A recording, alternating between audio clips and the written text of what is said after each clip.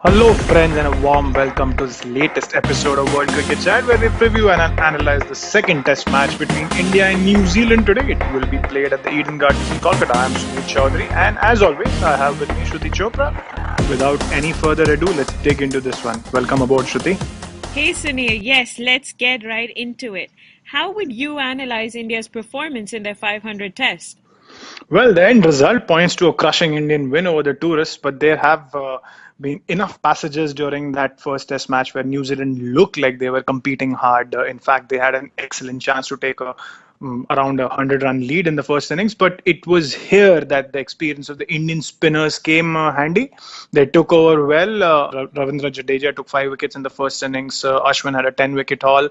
And what does one say when the team has spinning giants like Ashwin and Jadeja in the team? You will have results like that. On spin-friendly pitches. So I think India did very well with the ball. Talking about their batting in the first innings, there was that collapse after the partnership between Pujara and Vijay. But the good thing to note was even in the second innings when the pitch did not play as well as it did in the first innings, India managed to score all those runs, nearly reached the 400-run mark for the loss of 5 wickets. So that is a lot of positive coming for India from the first Test match, Shruti. Yes, absolutely. And there have been changes in the team as well. What do you make of it? Well, there are a couple of fitness-related issues with Ishant Sharma, and there's KL Rahul who suffered that unfortunate hamstring injury as well. I think the decision to replace Ishant Sharma with Jayant Yadav is also to do with the fact that Ravichandran Ashwin has that con on his middle finger, middle spinning finger, which could be a cause for concern for India. For now, he's not been ruled out of the second Test match, but in case he does not report fit for the second Test match, Jayant Yadav could come into play. Jayant Yadav is an all-rounder. He has a decent first-class batting average as well, and has been picking up a lot of wickets in first-class cricket. The other change is Gautam Gambhir coming in for KL Rahul, and that's an interesting one because a lot of talk before the start of the series that Gambhir should have been brought into the squad in place of either Shikhar Dhawan or Rohit Sharma, which did not happen. But now he has the chance. I'm not sure whether he'll make it to the playing 11 because Shikhar Dhawan was selected ahead of him in the squad. So logically speaking, he should be the one who should replace Rahul in the lineup. But having Gambhir in the squad should make it interesting given his track record and his history with some of the Indian cricketers. So all in all, an interesting selection to watch out for. Your turn, Shruti. Will India's momentum continue, or are you looking at their teamwork to continue to be this strong and for them to perform as well? Well, I believe it should. There's this great sense of togetherness in this team. They're unafraid and very resilient. What I have found very interesting is that their plans for this game don't seem to be well chalked out. Their confidence levels are so high that they should manage to play this game on good instinct. Well, interesting that you say that their plans are not well chalked out, probably to do with the fact that there are a few niggling injury issues. But the good instinct that you talk about, could that go wrong somewhere? Well, yes, absolutely it can. But what I'm trying to say is overall it will be pretty good. But again, I should point out the flaws that the Cards have picked out. The first being their batting in the first innings. Their start may not be ideal and it could take quite some time for them to recover. The second flaw is their bowling during the middle of New Zealand's first and second innings. It will need to be tighter. And then, of course, the rest is all very positive to me. Good balance and partnerships shown by the batsmen in the second innings, and smart deceptive bowling otherwise.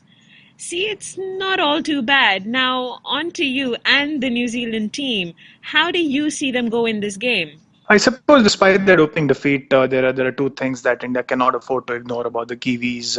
One is that they are a fighting unit, and that has been displayed in their away series record recently. There have been two series in which they went behind in the series 1-0 against England in England and against Pakistan in the UAE over the last couple of years, and they came back hard and came back well to level the series and make it 1-1, and that is where it ended. So that's something that India India will need to be wary of. Secondly, there were quite a few positives for them from the point of view of their batting, where Tom Latham and Kane Williamson did very well in the first innings, and Luke Ronchi and Mitchell Santner fought hard in that second innings on the fourth and the fifth day. All the attention was on Williamson, but I think the batting of Latham, Ronchi, and Santner will give them a lot of confidence going into the second Test match, where decidedly the pitch has been set to be not a very spin-friendly wicket, so that should add to their chances as well, Shruti. So, and then there would be obvious improvement areas for the Kiwi side, right? Well, no doubting that when you suffer from a 197 run defeat, you obviously have a lot to improve about. Obviously, it's about getting used to the conditions, getting used to the Indian pitches. But Martin Guptill has been woefully out of touch in Test cricket, and some of the shots that he played even before he got out underlined the mindset that he is in. And then there was that obvious middle order and lower order collapse in the first innings. But most vitally, I think the New Zealand spin bowling lost its sting in the second innings when the captain needed them to step up. It's a huge learning curve for someone who's bowling in India for the first time in Test match cricket, and they will hope that they are bolstered by the return of Jeetan Patel, who replaces an injured Mark Craig in the lineup. He has been in form in county cricket, but even he'll admit that it's one thing to pick up wickets at domestic level in England and quite another to be bowling at Indian batsmen at the Test level, Shruti. What about you, Shruti? You think the New Zealand instincts look better than the Indian ones?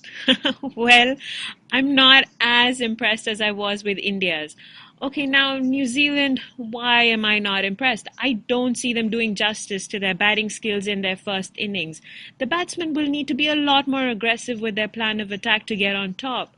But I do think their bowling will be aggressive enough. In fact, they will appear willing to take risks in order to get results. This was their first innings. What about the second? Well, the batsmen are a lot more cautious, and as they gain confidence, they should have a more respectable innings, something that they can work with. The bowlers may not experiment as much as they did in the first innings, but they will manage to compete. Now, that's a part of the match that I'm looking forward to the most. Suneer, Test match number 501 for India. Will they win this one too? I would have said that India start off as favourites to win the match, but what could make things interesting is that if New Zealand can bat first and make it count on what sort of Ganguly has said would be a not a big turner of a track. Kolkata does not host test matches this early. I think this is the earliest they have hosted a test match in September, and that could play a part if the ball is not turning too much, and if Ashwin does not play in the match. You never know. New Zealand might have a chance to sneak away with a draw probably, but that's the best I think I can see for New Zealand because India would still be strong favorites to win this test match, Shruti. What about you, Shruti? Well, no surprises from my end. It's definitely Taro advantage India. Well, great. But that's it for today. We will be back for the preview of the second ODI between South Africa and Australia soon. Do stay updated by subscribing to our channel and do follow us on Twitter as well. All these details have been mentioned in the box below. Till the next time, thank you for listening. Bye-bye.